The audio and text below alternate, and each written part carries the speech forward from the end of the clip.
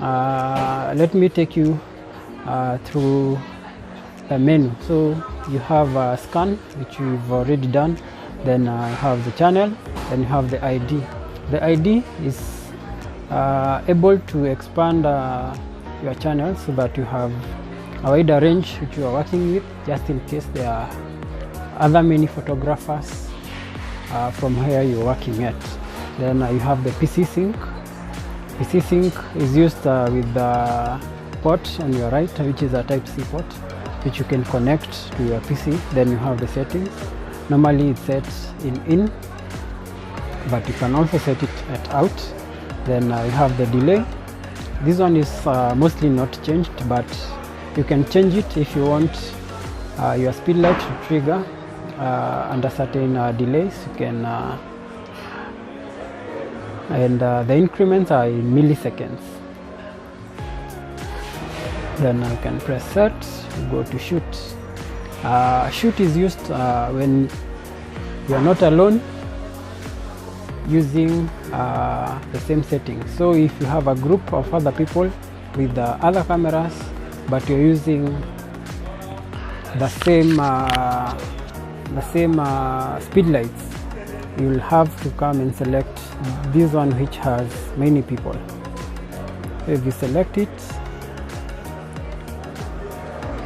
now your trigger will be able to get settings from your speed lights each and every moment you are just about to take a photo. Then the other, the shoot, you have app. App is where you are using the Godox app.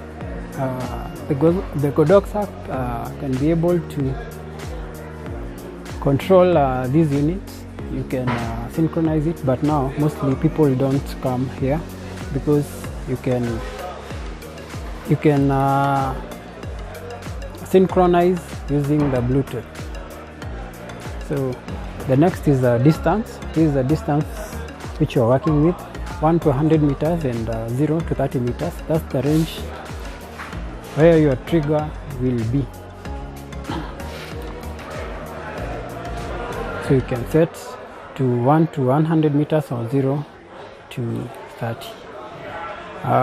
The next is a step. These are the increments of power that you want. You can adjust that up to as low as 1 out of 256.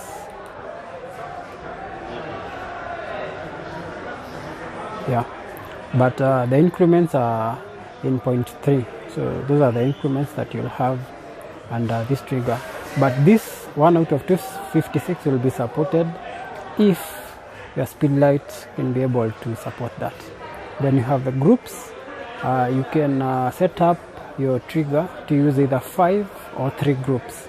So in our case, we have set it to be 5. Just in case you switch on your trigger and find 3 groups, you need to come to the group and adjust that to whichever you want. Then we have standby. Standby is how long will your trigger take before it goes to off. Then light is the display light. Currently I've set it for on so that it's continuous in this demonstration. Then this one, the LCD controls the contrast of the screen, which I sometimes deem irrelevant. Then you come to the synchronize. The synchronize, you just leave it, but just to let you know, this one is for the high speed sync. Your camera will automatically pick it for you. Then you have the Bluetooth connectivity. Bluetooth connectivity, you use it when you're using the Godox app. If you put it on, then you can download the Godox app from Play Store and use it. So the Godox app, you're able to set up everything as you can set up on your device. So it's an added advantage.